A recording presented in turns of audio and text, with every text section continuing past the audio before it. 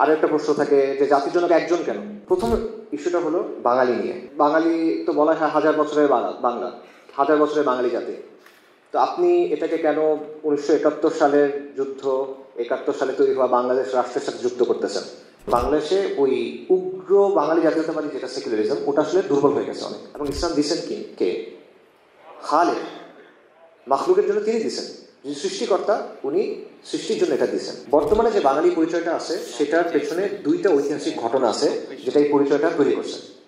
একটা হলো বেঙ্গল রেনেসন্স, আর একটা হলো বাঙালি জাতীয়তাবাদী আন্দোলন। যেরকম আমরা জুলাইয়ের ক্ষেত্রেও দেখছি, জুলাইয়ের আন্দোলন কিরকম হয়েছে আপনার চোখের সামনে তো হয়েছে, পরে কিন্তু আন্দোলনের বয়ান চেঞ্জ হয়ে গেছে। বিসমিল্লাহির রহমানির রহিম, ইন্নাল হামদুলিল্লাহ ওয়াসসালাতু ওয়াসসালামু আলা রাসূলিল্লাহ ওয়া আলা আলিহি ওয়া সাহবিহি ওয়া সাল্লাম তাসলিমান কাসীরা। আম্মা বাদ, রব্বি ইশরাহ লি সাদরি ওয়া ইয়াসসির লি আমরি ওয়াহলুল উকদাতাম মিন লিসানি ইয়াফকাহু কওলি। আসসালামু আলাইকুম ওয়া রাহমাতুল্লাহি ওয়া বারাকাতুহু। আশা করি আপনারা সবাই ভালো আছেন। আসলে আমার বক্তব্যটা একটু আগে হওয়া ছিল। শাইখ হামিজার পরে মুফতি তারেক ভাই যে আলোচনা করছেন, এরপর আসলে আমি একটু সংকোচ বোধ করতেছি আলোচনা করতে। তাওহীদের আলোচনা হয়ে গেছে, এরপর আসলে তেমন কিছু বলার নাই। তাও ইনশাল্লাহ বলতেছি, হালকা কথাবার্তা মনে হবে, এটার পর মনে হওয়া উচিত আসলে, বা তাও বলি ইনশাআল্লাহ তাআলা। আচ্ছা, বর্তমানে আমাদের দেশে একটা তর্ক হচ্ছে, আপনারা হয়তো দেখছেন, জাতীয় জনক নিয়ে। শেখ মুজিবুর রহমান কি বাংলাদেশের বাঙালি জাতির জনক কিনা, এটা নিয়ে একটা তর্ক হচ্ছে। এবং যদি প্রশ্ন হ্যাঁ বলেন, তখন একটা প্রশ্ন আসে যে বাঙালি তো ভারতেও আছে, পশ্চিমবঙ্গে আছে, তাদের জাতির জনককে শেখ মুজিবুর রহমান কিনা? এটা তো না, স্পষ্টতই না। এটা যদি না হয় তাহলে কেন না, আসলে পার্থক্যটা কোথায়? এটা একটা প্রশ্ন সেখানে থাকে। আরেকটা ব্যাপার হলো, এরকম একটা কথা আছে যে বাঙালি তো বলা হয় হাজার বছরের বাংলা, হাজার বছরের বাঙালি জাতি। তো আপনি এটাকে কেন 1971 সালের যুদ্ধ, 71 সালে তৈরি হওয়া বাংলাদেশ রাষ্ট্রের সাথে যুক্ত করতেছেন? হাজার বছরের বাংলা, 53 বছর আগের 71 মিলে না তো ব্যাপারটা। আর একটা প্রশ্ন থাকে যে জাতির জনক একজন কেন? এখানে একাধিক জন হতে পারে। একে ফজলুল হক আছেন, সোহরাওয়ার্দী আছেন, মাওলানা ভাসানী আছেন, অথবা আপনি আরো পেছনে যান না, 71-এ আপনি আছেন কেন? আরো অনেক পেছনে যাওয়ার তো সুযোগ আছে। অনেকে সুলতান শামসুদ্দিন ইলিয়াস শাহর কথা বলেন, তাকে আপনি বলেন। এই প্রশ্নগুলো রয়ে গেছে। আবার উল্টো দিক থেকে বলা হচ্ছে যে শেখ মুজিবুর রহমানকে যদি আপনি অস্বীকার করেন, প্রত্যাখ্যান করেন, তাহলে তো আসলে বাংলাদেশ রাষ্ট্র থাকে না। মানে 71-এর মাধ্যমে তো বাংলাদেশ রাষ্ট্রটা আলটিমেটলি আসছে। তো এটা যদি আপনি আসলে অস্বীকার করেন, তাহলে বাংলাদেশ রাষ্ট্রই থাকে না, তো তাকে আপনার মানতে হবে। এটাও একটা আলাপ আছে। তো এই যে তর্কগুলা, এই তর্কটা আমরা দেখতেছি, ঠিক আছে, বাট এই তর্কগুলোর পেছনে আসলে কি আছে? এই ধরনের পেছনে অনেকগুলো ব্যাপার আছে, ইম্পর্টেন্ট অনেকগুলো ব্যাপার আছে, বাট এর মধ্যে সবচেয়ে গুরুত্বপূর্ণ ব্যাপারগুলো একটা হলো, এখানে একটা পরিচয়ের সংকট আছে। আমরা কে, আমরা কি, জনগোষ্ঠী হিসেবে আমাদের পরিচয়টা কি, এই জায়গায় একটা সমস্যা আছে, যেটা কোনো সুরাহা হয় নাই। 53 বছর পরে, 54 বছর পরে এর মধ্যে এই জিনিসটা সুরাহা হয় নাই। এই কারণে এটা নানাভাবে সামনে আসে, এবং এই জন্যই এই তর্কটা হচ্ছে। যেমন আমরা কি বাঙালি নাকি বাংলাদেশি, এটা নিয়ে কিন্তু কয়েক দশকের একটা তর্ক আছে। বাঙালি জাতীয়তাবাদ যেটা, এটা কি আসলে আমাদেরকে ধারণ করতে পারে কিনা, এটা নিয়ে প্রশ্ন আছে। মানে এটা আসলে কতটা ইনক্লুসিভ, এটা নিয়ে একটা প্রশ্ন আছে। এই যে বাঙালি পরিচয়টা, এটা নিয়ে কি আমরা একটা সভ্যতা তৈরি করতে পারবো কিনা, এটা ক্ষেত্রেও একটা প্রশ্ন আছে। আমাদের যে অস্তিত্বের সংকটগুলো আছে আমাদের সামনে, আঞ্চলিক, আন্তর্জাতিক, নিজেদের ভেতরে, এটা কি এই পরিচয়টা দিয়ে সমাধান করা সম্ভব কিনা, এই প্রশ্নগুলোর আসলে কোনো মীমাংসা হয় নাই। এবং আপনারা দেখবেন যে বাংলাদেশের সেকুলাররা এখন অনেক ধরনের আলোচনা করতেছে, সেমিনার করতেছে। এর মধ্যে একটা হলো যে ইসলাম প্রশ্ন নিয়ে। ইসলাম প্রশ্ন আসলে না, ইসলামটা তাদের একটা সমস্যা। ইসলাম সমস্যা নিয়ে তারা আসলে এটা করতেছে। কেন? কারণ যেই পরিচয় তৈরি করা হয়েছে, যে সমাজ এবং রাষ্ট্র তৈরি করা হয়েছে, সেটা কিন্তু ইসলামকে অ্যাকোমোডেট করতে পারে নাই, ইসলামকে জায়গা দিতে পারে নাই বা দেয় নাই। অলরেডি আলোচনা হয়ে গেছে। তো এই কারণে এই সমস্যাগুলো রয়ে গেছে, যেটা আসলে মীমাংসা হয় নাই। তো আত্মপরিচয়ের এই সংকটটা, এটা আসলে সমাধান করা জরুরি। এটা কেন জরুরি? কারণ আপনি যদি কোনো জনগোষ্ঠীকে, অনেকগুলো মানুষকে আপনি যদি চান যে তারা একটা শক্তিশালী হিসেবে, মানে যারা শক্তিশালী হিসেবে দাঁড়াবে এবং তারা একটা সভ্যতা তৈরি করবে, তখন তাদের একটা গ্রুপ আইডেন্টিটি লাগে, তাদের একটা সামাজিক সংহতি লাগে, তাদের একটা কালেকটিভ স্পিরিট লাগে।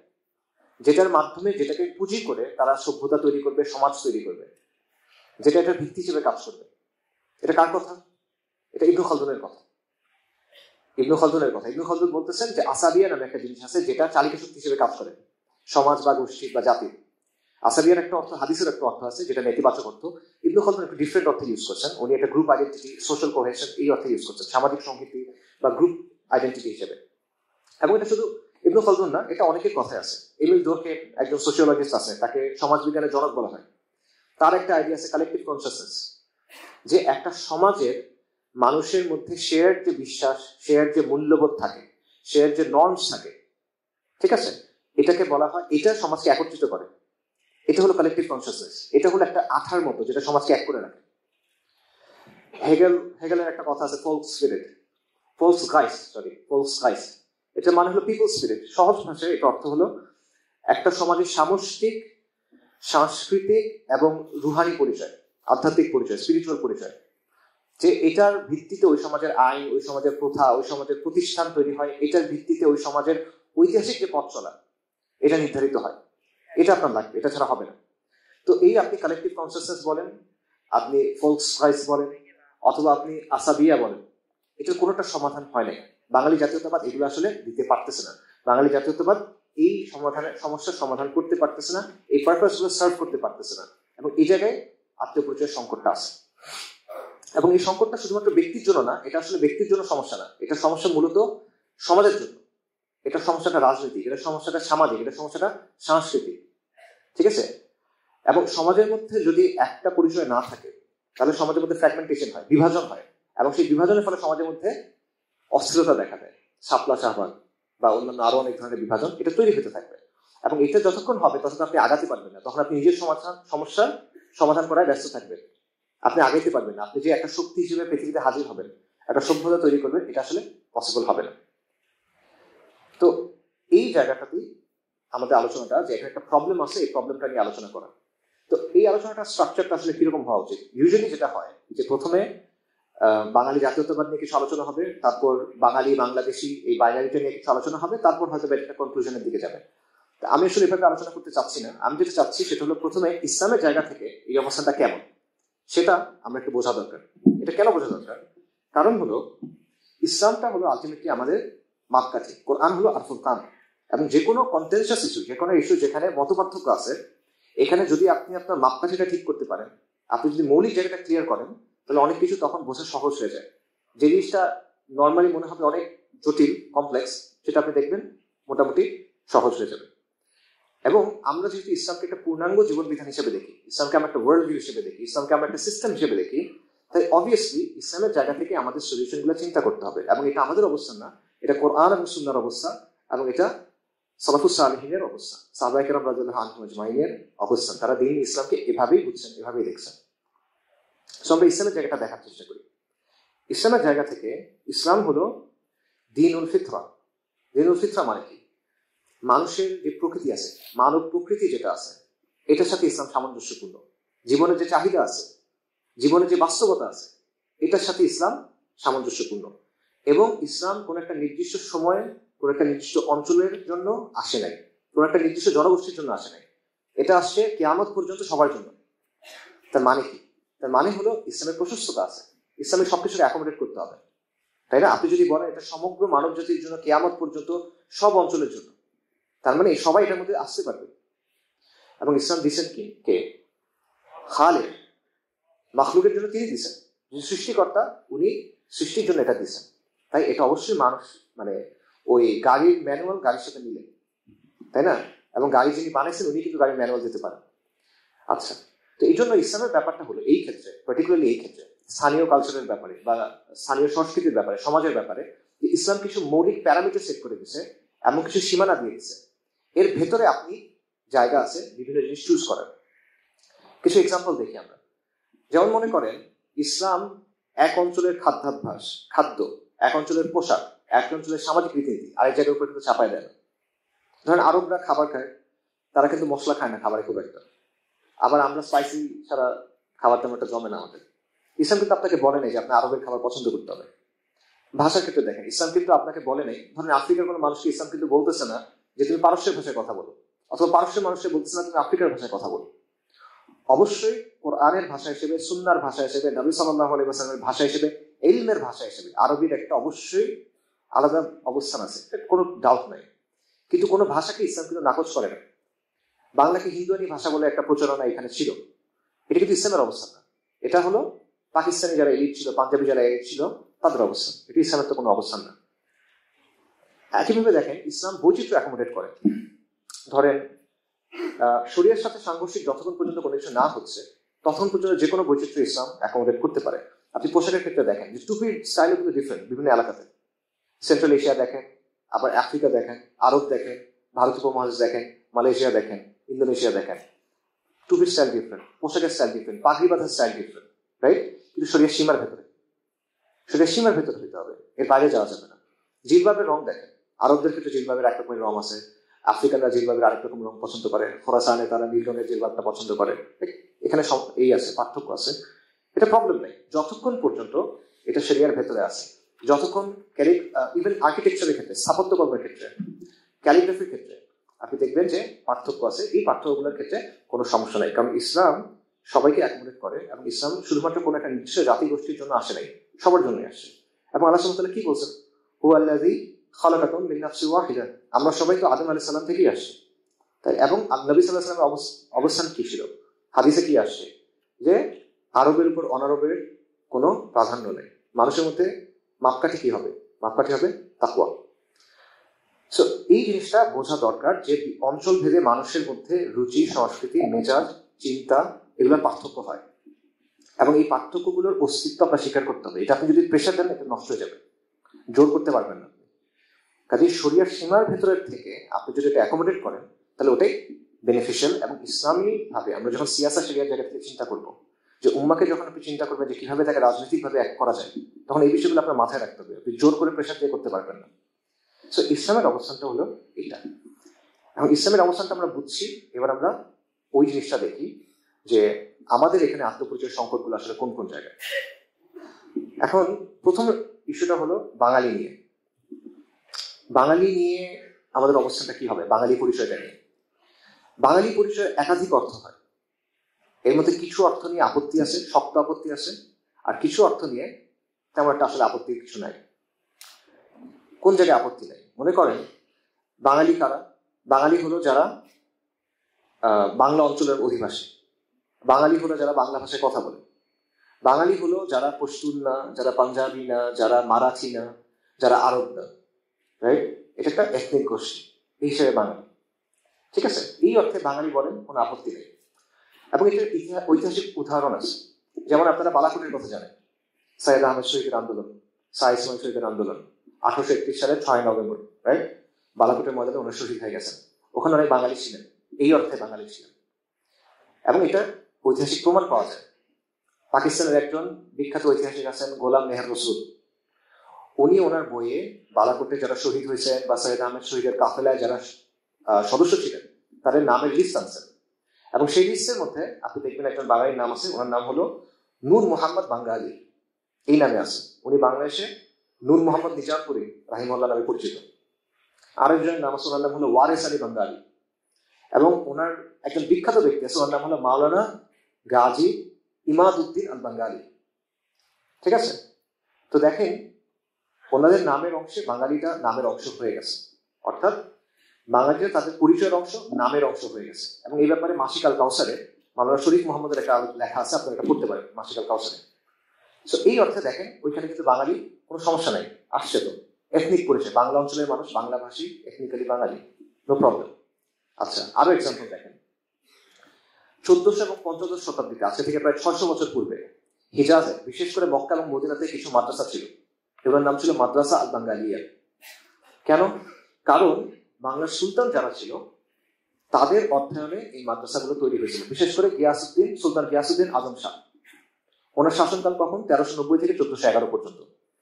এই সময়ে ওনার অর্থায়নে বিশেষভাবে মক্কাতে এবং মদিনাতে কিছু মাদ্রাসা তৈরি হয়েছিল, এবং ওনার নাম ছিল মাদ্রাসা সুলতানিয়া আল গিয়াসিয়া আল বাঙ্গালিয়া। তাহলে আবারও দেখেন এখানেও কিন্তু বাঙালি আসছে, কোনো সমস্যা নেই। এবং অবশ্যই সুলতানি আমলের বাঙালি যে অধ্যায় সুলতান শামসুদ্দিন ইলিয়াস শাহর যে অবস্থান, এটা নিয়ে তো আসলে কারো কোনো তর্কের কিছু নাই, এখানে আমরা কোনো প্রবলেমেটিক কিছু নাই। আপত্তিটা কোথায় আসলে তাহলে? আপত্তির জায়গা দুইটা।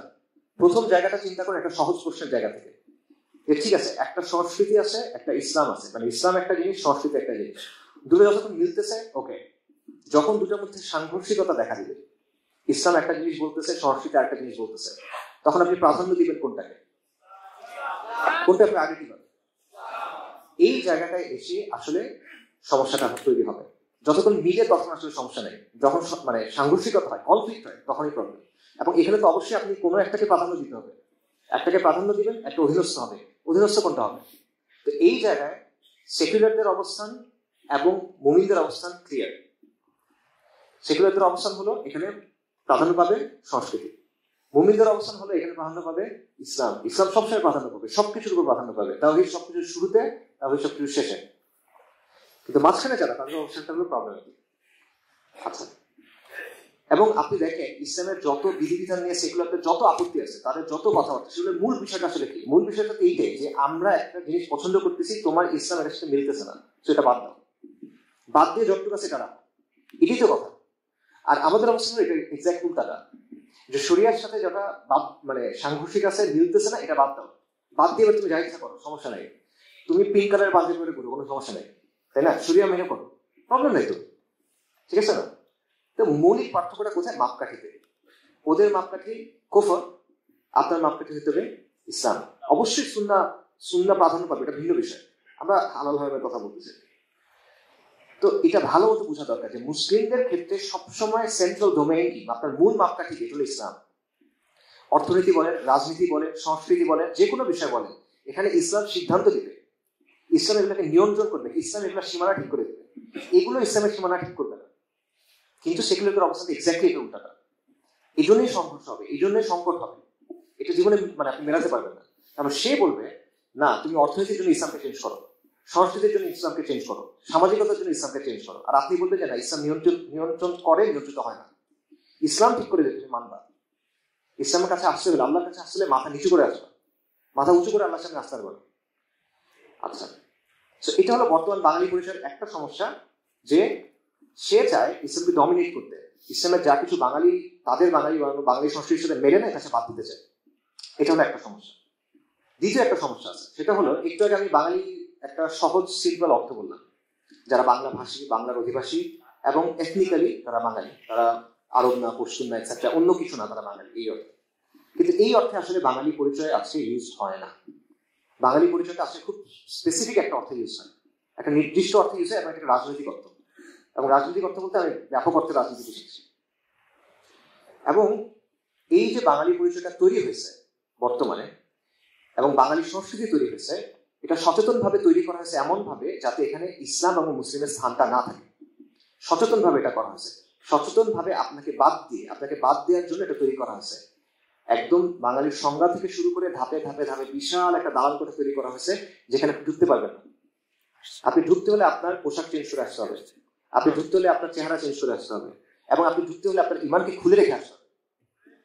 এবং সেটা করলেও আপনি আসলে পুরোপুরি জায়গা পাবেন না, আপনি সেকেন্ড ক্লাস সিটিজেন হিসেবে জায়গা পাবেন। সো এই পরিচয় এটা তৈরি করা হচ্ছে বাঙালি, এটা সম্প্রীতির জন্য করা হয় নাই, এটা করা হচ্ছে শোষণের জন্য, এটা ঐক্যের জন্য করা হয় না, এটা হচ্ছে নিয়ন্ত্রণের জন্য। এবং এই যে রাজনৈতিক প্রকল্পের অংশ হিসেবে এটা আসছে, এটা এতটা আষ্টে পৃষ্ঠে জড়ায় আছে, যেটা আপনি এখান থেকে বের করতে পারবেন না। মানে আপনি যদি চিন্তা করেন ঠিক আছে, রাজনীতি আছে, একটা পরিচয় আছে, মিলে গেছে, আমি আলাদা করি, এটা করা সম্ভব না।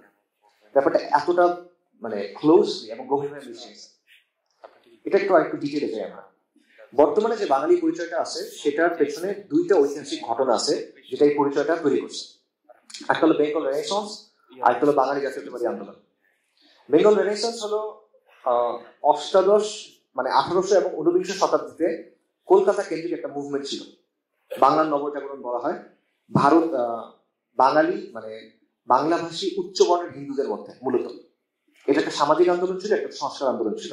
এবং এটার মাথাদের নাম আপনারা সবাই জানেন, রামমোহন রায়, দেবেন্দ্রনাথ ঠাকুর, ঈশ্বরচন্দ্র বিদ্যাসাগর, বঙ্কিমচন্দ্র চট্টোপাধ্যায়, পরবর্তীতে আরো অনেকে। এটা হিন্দু সমাজের ভিতরে একটা সমাজ সংস্কার আন্দোলন ছিল, এটা হইতেই পারে, কিন্তু যেহেতু এটা হিন্দু সমাজের ইন্টারনাল একটা আন্দোলন ছিল, এই কারণে তারা বাঙালি সংস্কৃতির যে চেহারাটা নিয়ে আসছে, বাঙালি সংস্কৃতির যে ধারণাটা নিয়ে আসছে, ওটা প্রভাবিত ছিল কি দিয়ে? হিন্দু ধর্ম দিয়ে। হিন্দু ধর্মের যে আচার আছে, অনুষ্ঠান আছে, পুরাণ আছে, মিথোলজি আছে, সেইটার প্রভাব পড়ছে সেখানে। এবং এটা বেসিক্যালি হিন্দু ধর্মের একটা সাংস্কৃতিক রূপ হিসেবে সামনে আসছে। ঠিক আছে? এই জন্য দেখবেন অনেকেই বলে, আগেই কথাবার্তা শোনা যেত না, এখন কিছুটা শোনা যায়, যেটা বাঙালি জাতীয়তাবাদ বলা হয় এটা আসলে হিন্দু জাতীয়তাবাদ, এটা অনেকে বলে। সো বেসিক্যালি তারা হিন্দু ধর্মের একটা সাংস্কৃতিক রূপ প্রকাশ করছে বাঙালি পরিচয়ের মাধ্যমে, এবং সচেতন ভাবে এটা ছিল হিন্দু ঘনিষ্ঠ বা হিন্দু এডজেসেন্ট। ঠিক আছে? তো এইখানে ইসলাম এবং মুসলিমের তেমনটা আসলে কোনো জায়গা নেই। পাশাপাশি তাদের আরেকটা ইন্সপিরেশন ছিল এগুলোর পেছনে, এটা রেনেসান্স থেকে বুঝবেন, ইউরোপ। যে ইউরোপের আদলে আমাদের পুনর্গঠন করতে হবে, ইউরোপের চিন্তা গ্রহণ করতে হবে। ঠিক আছে? তারা ব্যাপকভাবে ইউরোপিয়ান এনলাইটমেন্টের চিন্তাধারা প্রভাবিত ছিল। এবং এটার ফলে কি হয়েছে, এই বেঙ্গল রেনেসার ফলে যে বাঙালি বাবু শ্রেণী পরবর্তীতে এই চিন্তাটা গ্রহণ করছে, তারা মুসলিম সমাজকে কিভাবে দেখছে, বা ইন জেনারেল ভারতের হিন্দুরা, হিন্দু সমাজ মানে অবিভক্ত ভারতের হিন্দু সমাজ কিভাবে মুসলিমদের দেখছে, এটার একটা প্রমাণ পাওয়া যায় আবুল মনসুর আহমেদ রচিত আমার দেখা রাজনীতি 50 বছর বইটাতে। উনি ওখানে বলতেছেন, যখন ব্রিটিশ বিরোধী আন্দোলন হচ্ছে তখন হিন্দু এবং মুসলিম একসাথে হয়ে আন্দোলন করবে, এরকম একটা চিন্তা ছিল, বা হয়েছেও অ্যাকচুয়ালি। তো তখন মুসলিম নেতারা কি চাচ্ছিল? তারা চাচ্ছিল ফেডারেশন হোক, মানে হিন্দু পলিটিক্যাল পার্টি মুসলিম পলিটিক্যাল পার্টির একটা ফেডারেশন হোক, মিলন হোক। আর হিন্দুরা চাচ্ছিল ফিউশন হোক। ফিউশন মানে কি? ফিউশন মানে হলো মিশ্রণ হোক, মিশে যাওয়া হোক। ঠিক আছে? একটা হলো আপনি একসাথে আসছেন, আর একটা হলো আপনি মিশে গেছেন। এবং মিশে যাওয়াটা কেমন? হিন্দু মুসলিম মিশে গেছে এমন না, মুসলিমরা হিন্দুদের মধ্যে মিশে যেতে হবে। হিন্দুদের চাওয়াটা ছিল এটা, যেভাবে শিখরা মিশে গেছে, যেভাবে জৈনরা মিশে গেছে। অর্থাৎ আবুল মনসুর আহমেদ বলতেছেন যে তাদের চাওয়া ছিল আপনি খালি হিন্দুস্তানের মুসলিম হইলে হবে না, আপনাকে হিন্দু মুসলিম হইতে হবে। ঠিক আছে? এবং উনি বলছেন যে প্রোগ্রেসিভ যারা, রবীন্দ্রনাথের মতো সোকল প্রোগ্রেসিভ যারা, তারাও আসলে এই চিন্তা থেকে বের হতে পারে নাই। এখন পার্থক্যটা চিন্তা করেন, রাজা রামমোহন রায়দের আন্দোলন সমাজ সংস্কার যখন চলতেছে, ওই কাছাকাছি সময়ে কিন্তু মুসলিম সমাজেও সমাজ সংস্কার আন্দোলন হয়েছে। কারা করছেন? শাহুলিল্লাহ মহাদ্দেস সিরাজি করছেন, তাই উনি আন্দোলন, ফরাইজি আন্দোলন, এরকম নানা আন্দোলন হয়েছে। তাদের আন্দোলনের ভিত্তি কি ছিল? ইসলাম ছিল, শরিয়া ছিল, সালাফুস সালেমের বুঝ ছিল, ইমামদের বুঝ ছিল। তো দেখেন, এবং তাদের মধ্যে বিভিন্ন বিষয়ে মত পার্থক্য ছিল, কিন্তু দেখেন তারা সবাই কিছু জায়গায় একমত যে সমাজ থেকে বিদআত দূর করতে হবে, সমাজ থেকে শিরক দূর করতে হবে, ইসলামের শরিয়ার উপর ফেরত আসতে হবে, ইত্যাদি ইত্যাদি। তো দেখেন হিন্দু সমাজের সংস্কার আন্দোলন এবং মুসলিম সমাজের সংস্কার আন্দোলন অ্যাকচুয়ালি আসলে ডিফারেন্ট ছিল, আলাদা ছিল, দুটো এক জিনিস না। এরপরে যেটা আসলো সেটা হলো বাঙালি জাতীয়তাবাদী আন্দোলন 60-এর দশকে এবং 70-এর দশকে, 50-এর দশকে কিছুটা, যেটার মাধ্যমে আলটিমেটলি আলাদা হইল বা বাংলাদেশ রাষ্ট্রের জন্ম হইল। এবং এই আন্দোলনটাও সচেতন ভাবে বাঙালি পরিচয়টা এমন ভাবে তৈরি করলো যেন এটা মুসলিম পরিচয়ের বিরুদ্ধে দাঁড় করানো যায়। সচেতন ভাবে তারা এটা করলো, এবং তারা বাঙালির ধারণাটা নিল থেকে, বেঙ্গল রেনেসান্স থেকে। কেন করলো? কারণ পাকিস্তান রাষ্ট্রটা তৈরি হয়েছিল ইসলামের নামে। পাকিস্তানের স্লোগান ছিল কি? পাকিস্তান কা মতলব क्या? লা ইলাহা ইল্লাল্লাহ। পরবর্তীতে পাকিস্তান এটুকু থাকে না। পাকিস্তানের নাবাদ আর্মি এবং তাদের যে এলিট যারা আছে, পলিটিক্যাল এলিটস, তারা পাকিস্তানের যে সম্ভাবনা সেটাকে কবর দিচ্ছে, এটা ভিন্ন আলোচনা। বাকি পাকিস্তান হয়েছিল কিন্তু এই নামে। তো আপনি যখন পাকিস্তান পরিচয়টার এগেনস্টে, পাকিস্তানি পরিচয়ের এগেনস্টে একটা আলাদা পরিচয় আনবেন, তখন আপনি অবশ্যই মুসলিম পরিচয়ের এগেনস্টে পরিচয়টা আনতেছেন। বাঙালি পরিচয়টাকে আপনি তৈরি করতেছেন তখন ইসলামকে এক্সক্লুড করে, ইসলামকে বাদ দিয়ে। এই জন্য যেহেতু তারা একটা কাউন্টার পরিচয় তৈরি করতেছে, মুসলিম পাকিস্তানি এটার কাউন্টার পরিচয় তৈরি করতে যাচ্ছে, তাই তারা বাঙালির ধারণাটা এভাবে তৈরি করছে। এবং পাশাপাশি যে জিনিসটা হচ্ছে, বেঙ্গল রেনেসার মতো এরাও ওই যে পাশ্চাত্যের যে চিন্তা ভাবনা, সেগুলো তারা প্রভাবিত ছিল। যে কারণে আপনি দেখেন বাংলাদেশের মানুষ জানে না, কিন্তু 72-এর সংবিধানে কি চলে আসছে? গণতন্ত্র, সমাজতন্ত্র, সেকুলারিজম, আরেকটা কি ডেমোক্রেসি, এই জিনিসটা চলে আসছে। মানুষ জানেও না, কিন্তু চলে আসছে। আচ্ছা, এখানে একটা বিষয় আছে, সেটা হলো আমরা বেঙ্গল রেনেসার কথা বললাম, এটা হলো 1800 এবং 1900 শতাব্দী। এরপর আমরা বললাম বাঙালি জাতীয়তাবাদী আন্দোলন, যেটা হলো 1950-60 এই সময়টা। একটা পশ্চিমবঙ্গ, একটা এখানে সময়ের একটা পার্থক্য আছে, সময়ের একটা জায়গার একটা পার্থক্য আছে। এটা যোগসূত্র কি? এটা যোগসূত্র আছে। যোগসূত্র হলো গত শতাব্দীর প্রথম অংশে এইখানে যে মুসলিম মধ্যবিত্ত সমাজটা আস্তে আস্তে তৈরি হচ্ছিল, শিক্ষিত মধ্যবিত্ত সমাজ, এরাও বাঙালির ওই ধারণাটা গ্রহণ করছিল যেটা বেঙ্গল রেনেসান্স থেকে আসছিল। যেমন মুসলিম সাহিত্য সমাজ নামে একটা সংগঠন ছিল, আপনারা স্কুলে হয়তো বা পড়ছেন, কাজী মোতাহার হোসেনের কিছু লেখাপড়ার সমিতি, শিখা নামে একটা পত্রিকা ছিল। এই পত্রিকা এই মুসলিম সাহিত্য সমাজের ওই সময় কিছু আন্দোলন তারা তৈরি করছিল। এটা তারা আন্দোলনের নাম তারা বলছিল বুদ্ধি মুক্তির আন্দোলন। এবং বেসিক্যালি এটা মুসলিম সমাজের মানুষ মুসলিম সাহিত্য সমাজ নাম দিয়ে মুসলিম পরিচয়কে তারা ওন করে, কিন্তু পরিচয়ের জায়গা থেকে তারা বাঙালির ওই সংজ্ঞাটা নিয়েছে, কলকাতা থেকে আসাটা, এবং আদর্শিকভাবে এরা সেকুলার। শুধু সেকুলার না, এদের মধ্যে অনেকে ছিল কমিউনিজম দ্বারা প্রভাবিত। যেমন এই আন্দোলনের একদম মাথা যারা কাজী মোতাহার হোসেন ছিলেন, কাজী আব্দুল ওয়াদুদ ছিলেন, আবুল হোসেন ছিলেন। আবুল হোসেনের লেখাই আছে বাংলার বলশি। বলশি মানে হলো বলশেভিক। রাশিয়াতে যে কমিউনিস্ট বিপ্লব হয়েছে, যে পার্টি এটা করছে সেটার নাম হলো বলশেভিক পার্টি। তো সেটার আলোকে সে বলছে বাংলার বলশি, মানে তাদের চিন্তা ছিল এগুলো। অর্থাৎ একদিকে তারা মুসলিম পরিচয় ওন করে, আরেকদিকে তারা সেকুলার, আরেকদিকে তারা ওখান থেকে বাঙালি ধারণাটা গ্রহণ করছে, এবং এই ধর্ম নিরপেক্ষ বা অসাম্প্রদায়িক বাঙালি পরিচয় এটার আইকন হিসেবে তারা সামনে রাখছে কাকে? রবীন্দ্রনাথ ঠাকুরকে। একটা জগা খিচুড়ি। এবং এই জগা খিচুড়িটাই আপনারা পরের যে জেনারেশনটা আছে, যারা গিয়ে বাঙালি জাতীয়তাবাদ আন্দোলনটা করছে, সিরাজুল আলম খান এটসেট্রা এটসেট্রা, তাদের মধ্যে দেখবেন একই রকম ভাবে কমিউনিজম আছে, জাতীয়তাবাদ আছে, রবীন্দ্রনাথ আছে, সবকিছু একটু আছে।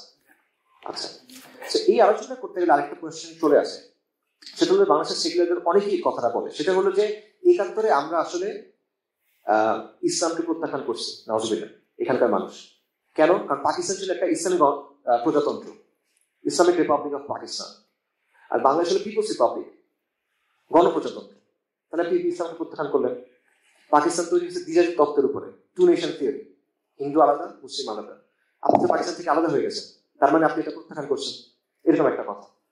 অথবা নতুন কথা আসছে এখন যেটা, যে ৭১ আমরা পাকিস্তানের ইসলামটা প্রত্যাখ্যান করছি, আমরা বাংলার ইসলাম গ্রহণ করছি, এরকম কথা এখন বলা হচ্ছে। তো এই ব্যাপারটা আসলে কিরকম? তো ৭১ নিয়ে আলোচনাটা আসলে অনেক বিস্তৃত, এবং এটা নিয়ে আসলে আলাদা আলাদা আলোচনা হওয়ার দরকার। এই বিষয়টা আমাদের ভালো মতো বোঝা দরকার, এটা একটা গুরুত্বপূর্ণ জায়গা। এখন এটা সময় নেই, আমরা সংক্ষেপে যদি বলি, ৭১ বেসিক্যালি কোনো মতাদর্শিক ব্যাপার ছিল না, এটা ছিল একটা সার্ভাইভালের বিষয়, আত্মরক্ষার একটা বিষয়। দেখেন, ৭১ নেতৃত্ব কে দিচ্ছে? আওয়ামী লীগ, শেখ মুজিবুর রহমান। এটা তো অস্বীকার করতে পারবেন, বাস্তবতা তো এটা অস্বীকার করার সুযোগ আছে নাই। আচ্ছা, তারা তো নির্বাচনে জিতল। ৭ই মার্চের পরে ২৪শে মার্চ পর্যন্ত তো শেখ মুজিবুর রহমান একবার ইয়াহিয়ার সাথে, একবার জুলফিকার আলী ভুট্টোর সাথে মিটিং করতেছে। মিটিং শেষে বাইরে হয়েছে বলতে যে হ্যাঁ অগ্রগতি হইতেছে, হচ্ছে না, এগুলো বলতেছে না। তো আপনি যদি ৭ই মার্চে স্বাধীনতার ঘোষণা দেন, তাহলে আপনি এটা কেন করতেছেন? না, Mujib was eager to go to power, সে হেড অফ স্টেট হতে চাচ্ছে, এটা প্রমাণিত সত্য, তাই না? তাদের তো এরকম কোনো পরিকল্পনা, যে রাজনীতি দল এটা নেতৃত্ব দিচ্ছে তাদের তো কোনো এজেন্ডা নাই। এটা সে ক্ষমতা যেতে যাচ্ছে, নিয়মতান্ত্রিক নির্বাচন করছে, নির্বাচনে জিতছে, সে ক্ষমতায় যেতে চায়, স্বাধীনতা দেওয়ার কিছু কথা তারা বলছে। তো পাকিস্তান আর্মি পাওয়ার হস্তান্তর করে নাই, পাকিস্তানি এলিট চায় নাই হস্তান্তর করতে, তারা ক্র্যাকডাউন করছে, মানুষ বাধ্য হয়ে তখন রিভোল্ট করছে। এটা মতদর্শিক কিছু না, এটা একটা সার্ভাইভালের বিষয়। আপনি আত্মরক্ষার জন্য এখানে যুদ্ধ করছেন। তো এখানে এটা বলার কোনো অবশ্যই এখানে এটা সত্য কথা যে ছাত্রদের মধ্যে কিছু অংশ ছিল, সিরাজুল আলম খান টাইপের যারা ছিল, নিউক্লিয়াস বা এই টাইপের যারা ছিল, যে তারা অনেক আগে থেকেই চিন্তা ভাবনা এরকম ছিল তাদের। ছাত্রদের মধ্যে কিছু ছিল, জাতীয়তাবাদীদের মধ্যে কিছু এরকম ছিল, কমিউনিস্টের মধ্যে ছিল, এটা বাস্তবতা। বাট তারা কিন্তু ছাত্রদের মধ্যে মেজরিটি না। তো পুরা দেশ প্রত্যাখ্যান করছে বা এক্সেপ্ট এগুলো বলার আসলে তেমন কোনো সুযোগ নেই। এবং পাশাপাশি এখানে অবভিয়াসলি ইন্ডিয়ার বিভিন্ন ম্যাশিনেশন ছিল, ইন্ডিয়ার বিভিন্ন গেম ছিল, তাদের বিভিন্ন চাল ছিল, এগুলো বাস্তবতা। কিন্তু স্টিল এটা বলার আসলে কোনো সুযোগ নাই যে এই জিনিসটা এর মাধ্যমে বাংলাদেশের মানুষ সেকুলারিজমকে গ্রহণ করে নিয়েছে এটসেট্রা এটসেট্রা। এবং এটা প্রমাণিত আছে, এটা নিয়ে অনেক রিসার্চও আছে। একটা রিসার্চ করি, সেটা হলো হাওয়ার্ড শুমান নামে একজন সোশিওলজিস্ট আছেন, ইউনিভার্সিটি অফ মিশিগানের প্রফেসর ছিলেন। ১৯৭২ সালে ওনার একটা পেপার বের হয়েছে, সেখানে উনি একটা জরিপের ফলাফল তুলে ধরছেন। এই জরিপটা উনি পূর্ব পাকিস্তানে করছিল ১৯৬৪ সালে। এই জরিপের উদ্দেশ্য ছিল যে তৎকালীন পূর্ব পাকিস্তানের বাঙালি যারা, তারা বাঙালি জাতীয়তাবাদকে কিভাবে দেখে। তো এই জরিপে তারা কোয়েশ্চেন করছিল জরিপে তারা ১০০১ মানুষের ইন্টারভিউ নিছে, বেশিরভাগই হলো চাষি অথবা শ্রমিক। তো তাদেরকে জিজ্ঞেস করছে যে আপনি কি নিজেকে পাকিস্তানি বলেন, আপনি কি নিজেকে বাঙালি বলেন, নাকি আপনি কোনো জেলা বা বিভাগের মাধ্যমে নিজের পরিচয় দেন, মানে আপনি নিজেকে কি বলে পরিচয় দেন, এটা ছিল প্রশ্নটা। তো উনি দেখছেন যে ৪২% বলতেছে যে আমি কুমিল্লার লোক বা আমি নোয়াখালীর লোক, মানে সে তার জেলা বা বিভাগ দিয়ে পরিচয় দিচ্ছে। আর ৪৮% বলতেছে আমি পাকিস্তানি। ঠিক আছে, অল্প কিছু মানুষ বলছে যে তারা ঠিক আছে আমরা বাঙালি, প্রথমে আমরা বাঙালি, এবং এরাও বাঙালি পরিচয়ের সাথে ইসলামের কোনো সংঘাত দেখে নাই। অর্থাৎ ওই যে আমাদের গবেষক হাওয়ার্ড শুম্যান, সে কনক্লুশন টানতেছে বা উপসংহার টানতেছে যে পূর্ব বাংলার সাধারণ মানুষ তারা ইসলাম এবং বাঙালি পরিচয়ের মধ্যে কোনো সংঘাত দেখে নাই, এখানে তারা কোনো প্রবলেম দেখে নাই। এবং 71 সালে যে যুদ্ধ, এটা ছিল একটা ন্যাচারাল রিয়াকশন। আচ্ছা, এবং এই যে ব্যাপারটা যে বাঙালি পরিচয়ের সাথে একটা সাংঘর্ষিকতা ইসলামের, এই জিনিসটা সাধারণ মানুষের মধ্যে ছিল না, এটা ছিল শহুরে শিক্ষিত অল্প কিছু মানুষের মধ্যে।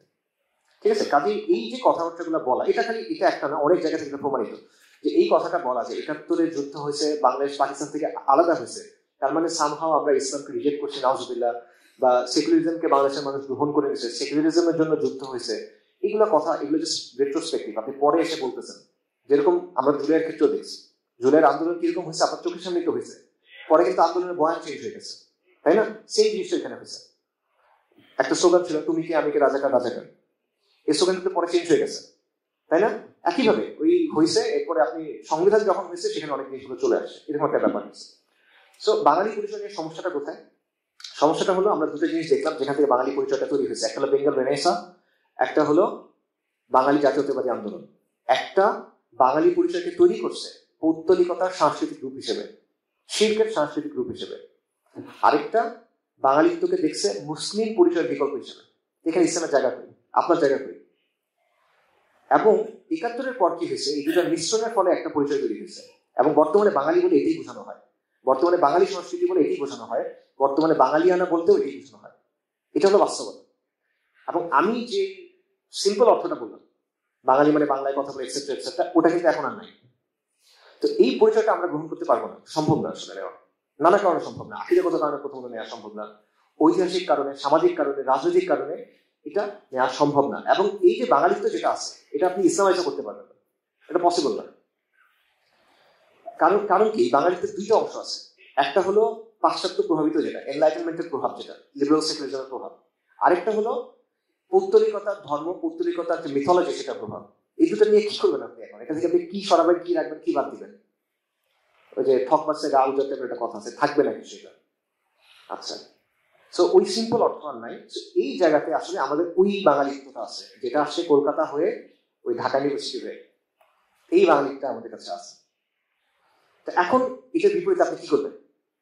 এই পরিচয় দিয়ে তো হচ্ছে না, আমরা শুরুতেই বললাম যে এই পরিচয় দিয়ে আপনার আসাবিয়া তৈরি হবে না, এটা দিয়ে আপনার ফোক স্পিরিট হবে না, এটা দিয়ে আপনি পারতেছেন না, এটা আসলে হচ্ছে না। আপনি কি করবেন? আপনি বিকল্প পরিচয় নির্মাণ করবেন। তো বিকল্প কি হবে? তো এটার কিছু প্রস্তাবনা আছে, বিকল্প কি কি হবে। একটা হলো আপনাদের এলাকার সাথে জড়িত লালন পন্থা, এটা একটা প্রস্তাবনা আছে। আরেকটা আছে কামালি পন্থা, এটা লালন পন্থার ছোট ভাই টাইপের মনে করেন। আরেকটা হলো যে আরো পিছনে যাওয়া, সুলতানি আমল টামল এসব দিকে যাওয়া। আমার প্রস্তাবনা হলো বা আমার মত হলো এগুলো কোনোটাই আসলে বায়াবল না, এগুলো কোনোটাই আসলে আলটিমেটলি টিকবে না, এগুলো কোনোটা দিয়েই ওই পারপাস সার্ভ হবে না যেটা আপনি চাচ্ছেন বা আমাদের প্রয়োজন যেটা। ঠিক আছে, আমি একটা একটা করে বলি। লালন পন্থার ব্যাপারটা কি, এটা আমার চেয়ে আপনারা হয়তো আরো ভালো জানবেন। সেটা হলো যে লালনকে ইউজ করে এক ধরনের লোকায়ত ইসলাম বা এই টাইপের বাংলার ইসলাম টাইপের কিছু একটা তৈরি করার একটা চেষ্টা আছে। সেটা কি? সেটা হলো এটা নামে ইসলাম কিন্তু এটা সেকুলারিজম, কিন্তু এটা সাংস্কৃতিক ভাবে ইসলামের কিছু মুসলিম কিছু বিষয় ধারণ করবে, সাংস্কৃতিক ভাবে এটা মুসলিম কিছু বিষয় ধারণ করবে, আলটিমেটলি এটা সেকুলারিজম। ঠিক আছে, তো এটা তৈরি করা কেন জরুরি? এটা জরুরি এই জন্য কারণ বাংলাদেশে ওই উগ্র বাঙালি জাতীয়তাবাদী যেটা সেকুলারিজম, ওটা আসলে দুর্বল হয়ে গেছে অনেক। শাহবাগী সেকুলারিজম যেটাকে বলা হয়, এটা অনেক দুর্বল হয়ে গেছে। এটার সাথে এই আওয়ামী জাহিলিয়াতের যে সম্পর্কটা, আওয়ামী জাহিলিয়াত পড়ে গেছে এখন, তো ওই জন্য এটা দুর্বল হয়ে যাচ্ছে, এটা স্বাভাবিক। তো এটার জায়গায় আপনি যদি সেকুলারিজমকে টিকায় রাখতে চান, নতুন কিছু আনতে হবে আপনার। এই জন্য ওই উগ্র বাঙালি জাতীয়তাবাদের বা নর্মাল বাঙালি জাতীয়তাবাদের আইকনকে, এটা একটা আইকন আছে কিন্তু, একটু আগে বলছি রবীন্দ্রনাথ ঠাকুর, তো তাকে দিয়ে তখন হচ্ছে না, এখন আপনার অন্য কাউকে আনতে হবে। এই জায়গায় একটা আইকন কি হইতে পারে? তো এখানে লালন একটা ভালো অপশন, সে এরকম একটা আইকন হয়ে উঠতে পারে, এটা অনেকে চিন্তা আর কি। কেন? কারণ দেখেন যে লালনের এটা সাথে স্থানীয় সংস্কৃতি আছে এই জায়গার, আবার একটা সেকুলার। লালনের অনুসারী যারা আছে এদের মধ্যে দেখবেন যে আপনারা জানেন, আপনাদের এখানে আপনারা ভালো মতো জানেন, একটা মিস্টিসিজম আছে, সমন্বয়বাদ আছে, হিন্দু আমি মন্দিরে আছি, মসজিদেও আছি, পবিত্রতায় আছি, পতিতার মধ্যেও আছি, এই টাইপের হিসেবে আমি হিন্দু, আমি মুসলিম, সনাতনী, এই সবকিছু আছে এখানে, তাই না? এটা খুব ভালো, ইনক্লুসিভ, অনেক বেশি ইনক্লুসিভ। তো এই ধরনের জিনিসপত্র আধুনিক মানুষের কাছে খুব ভালো লাগে। কোনো কমিটমেন্ট নাই, কিন্তু অনেক গভীর মনে হয় কথাগুলো ফেনার মতো। এটা চমৎকার, খুব স্পিরিচুয়াল কথাবার্তা।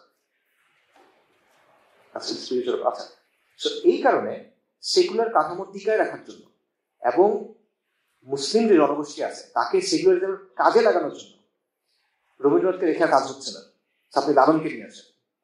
এটা হলো লালন পন্থার মূল বক্তব্য। কিন্তু আলটিমেটলি যেহেতু সে আবারও ইসলামকে আসলে এক্সক্লুড করতে চায়, সে দেখানোর জন্য কিছু অংশ আনতে পারে। আলটিমেটলি সে তো চায় যে ইসলাম যেন এখানে গালেব না হয়।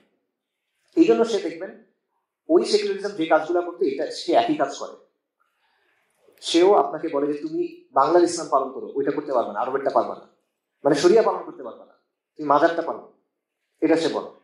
এবং সে বলে যে আপনি যখন ইরান তুরানের ইসলাম চলবে না, আফগানিস্তানের ইসলাম চলবে না, এইখানের ইসলাম চলতে হবে, পাকিস্তানের ইসলাম চলবে না, উত্তর ভারতের ইসলাম চলবে না। উত্তর ভারত মানে বুঝছেন তো, দেওবন্দের ইসলাম। উত্তর ভারত মানে ইউপিতে কিন্তু দেওবন্দ, সাহারানপুরে। আচ্ছা, ওইটাও চলবে না, পাকিস্তানেরটাও চলবে না, আরবেরটাও চলবে না। কি চলবে? লালনেরটা চলবে, মানে সেকুলারিজম। আচ্ছা, সো এই জন্য এই প্রসেসটা ওখানে আছে। সো আলটিমেটলি ওই যে মিতা হকের কথা ছিল যে তুমি মুসলিম ভালো কথা, তুমি বাঙালি না কেন, এটাও সেম কথা। এই তুমি ইসলাম ভালো কথা, বাংলার ইসলাম না কেন, আরবের ইসলাম কেন? এটা হলো বাঙালিয়ানা 2.0 আপগ্রেডেড ভার্সন, আর কিছু না, সেম জিনিস। আরেকটা আছে, সেটা হলো কাওয়ালি পন্থা। এটা হলো মনে করেন এটার ব্যবহারিক রূপ। সেটা হলো যে কি করব, যে আমরা কালচারালি কিছু জিনিসপত্র করবো ইসলামে, কি করবো, আমরা কাওয়ালি করবো, আমরা মিলাদ মাহফিল করবো অনেক বেশি বেশি করে, ঠিক আছে? এবং এটা আমরা কি কি দিয়ে করবো, এটা আমাদের সংস্কৃতি, এটা আমাদের পূর্বপুরুষের আমল। এবং আপনি যে একটা বিকল্প দিতে হবে, ওরা কনসার্ট করতেছে, আপনি কাওয়ালি করে ফেলেন, এটা খুব চমৎকার একটা বিকল্প হয়ে যাবে, ঠিক আছে? এই টাইপের জিনিসপত্র। এবং এখানে তাদের যত, আপনি যদি এটার বিরোধিতা করেন যে না এটা তো শরীয়ত জায়গা থেকে করা যাচ্ছে না, গান বাজনা করতেছে, কি আসলে বিদা হচ্ছে, এগুলো কেন করছে না, তখন বলতে হবে যে আপনি ওই যে আবার মৌলবাদী, উগ্রবাদী, অথবা নতুন টার্ম যুক্ত হয়েছে সামাজিক ফ্যাসিবাদ, এটা বলা। সো মোরালেস একই জিনিস, বাট জাস্ট একটু প্রেজেন্টেশন একটু ডিফারেন্ট। এবং এখানে প্রেজেন্টেশন দেখেন তারা যুক্তিগুলো কিরকম, যে মাজার হলো 1000 বছর ধরে আমাদের বাবারা মাজারে গেছে, আমাদের অঞ্চলের সাথে জড়িত, মিলাদ এখানে জড়িত। এবং তুমি অতি বিশুদ্ধতাবাদী হয়েও না, এত বিশুদ্ধতাবাদী হলে তো তুমি পারবা না। আসলে লোকজন সব কনসার্টে চলে যাচ্ছে, তুমি কাওয়ালিতে নিয়ে আসো তাকে, মানে এটা তো হবে না, তুমি তো কোরআন পড়লে তো হবে না, কনসার্টে যাচ্ছে, এরকম কথা হচ্ছে। এবং আরো অনেক কিছু যুক্ত হয়েছে। এবার আমরা যেটা দেখতেছি যে পূজায় যেতে হবে, কারণ একটা সংস্কৃতি। ছোটখানে আমি পূজায় যেতাম, আমার এক ফ্রেন্ড ছিল, ওর সাথে পূজা মণ্ডপে গিয়ে নাচতাম। আমার পাশে পাশে এক হিন্দু বড় বোন ছিল, খুব ভালো ছিল, পূজায় সাজতো, আমার ক্রাশ ছিল। এখন পূজা মণ্ডপের কাজ দিয়ে গেলে ওদের কথা মনে পড়ে, করোনার সময় মারা গেছে, খুব আবেগী একটা গল্প, যে চলো আমরা এখন এত কিছু করে কি হবে, চলো আমরা একটু পূজায় যে শুভেচ্ছা জানাই আসি। এই জিনিসটা, এই বিষয়গুলো আছে। তো পাশাপাশি আরেকটা ব্যাপার আছে, এটা অনেকে, এটা কিছুটা কম, এটাও তাও কিছু মানুষ চেষ্টা করে। সেটা হলো যে ঠিক আছে, পরিচয় তৈরি করতে হবে, এটার জন্য আমরা 71-ও যাবো না, 47-ও যাবো না, আমরা আরো পিছিয়ে চলে যাবো, আমরা যাবো সুলতানি আমলে, ঠিক আছে? তো সুলতানি আমলে যাওয়ার সমস্যা নেই, বাট প্রবলেমটা হলো এদের ক্ষেত্রে শরিয়ার ব্যাপারে তাদের কোনো তোয়াক্কা নেই, হালাল হারামের ক্ষেত্রে তাদের কোনো তোয়াক্কা নেই, তারা জাস্ট সাংস্কৃতিক একটা বিষয় হিসেবে এটা নিয়ে আসতেছে। তো তবে আমি ব্যক্তিগতভাবে মনে করি তাদের অবস্থান বাকি দুটার চেয়ে ভালো, লালন পন্থা কাওয়ালি পন্থার চেয়ে বেটার। বাট আলটিমেটলি আপনি নেক নিয়তে ভুল কাজ করলে কাজটা ভুলই থাকে, শরিয়ার জায়গাটা ক্লিয়ার থাকতে হবে, যেটা আমরা এই জন্যই ওই বিষয়টা আগে বললাম। তো কালচারালি মুসলিম আইডেন্টিটি, ইসলামকে ছাড়া তো মুসলিম আইডেন্টিটি হয় না। আপনি যদি ইসলাম ধরে মুসলিম আইডেন্টিটি হতে হবে, আপনার শরিয়া ধরে তো মুসলিম আইডেন্টিটি হবে, এটা বাদ দিতে হবে না। আচ্ছা, তো এই ধরনের সবগুলো চেষ্টায় একই ধরনের সমস্যা আছে, সেটা হলো এগুলো ফিজিবল না। এখন ইসলামের জায়গা থেকে একটা আপত্তির জায়গা আছে, আর এগুলো ফিজিবিলিটির একটা ইস্যু আছে। ইসলামের জায়গা থেকে আপত্তিটা কি? ইসলামের জায়গা থেকে আপত্তি হলো যে পূর্বপুরুষরা করে আসছে, 1000 বছর ধরে মানুষ করে আসছে, অমুক লোক করে আসছে, এগুলো তো কোনো দলিল না। এটা কি? এটা কোনো ভ্যালু নাই তো। ইব্রাহিম আলাইহিস সালাম এসে কি করছেন, মানে কোনো কোটি মানুষের আবেগ কোনো একটা বিষয়ের সাথে জড়িত, তার মানে এটা সঠিক হয়ে গেছে না? হয়নি।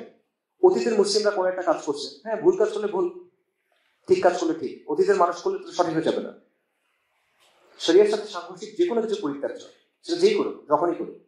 এবং ইমাম মালিক রাহিমাহুল্লাহর একটা উক্তি আছে, আপনারা অনেকে শুনছেন। তিনি বলছেন যে প্রত্যেক ব্যক্তির কথা গ্রহণ করা যাবে অথবা বর্জন করা যাবে, একমাত্র মদিনাতে যিনি শুয়ে আছেন ওনার কথা ছাড়া। সাল্লাল্লাহু আলাইহি ওয়াসাল্লাম, রাসূলুল্লাহ সাল্লাল্লাহু আলাইহি ওয়াসাল্লামের কথা বলছেন। এবং আপনারা দেখেন যে আমাদের মাপকাঠি তো এইটি, সবসময় তো এইটি মাপকাঠি। ইব্রাহিম আলাইহিস সালাম কি করছেন? বাবাদের তৈরি মূর্তি ভেঙে গেছেন না ইব্রাহিম আলাইহিস সালাম? তারপরে হুদ আলাইহিস সালাম, সালিহ আলাইহিস সালাম তার কওমের বিরুদ্ধে গেছেন না? ঈসা আলাইহিস সালাম কি করছেন? তার সমাজে যে লোকজ ধর্ম পালন হইত এবং ওই সময়কার যারা আলেম ছিল, মানে সুর ছিল যারা, দুজনের বিরুদ্ধে গেছেন। এবং কোরআনে আল্লাহ সুবহানাহু ওয়া তাআলা বলছেন যে যখন মানুষকে বলা হয় যে তোমরা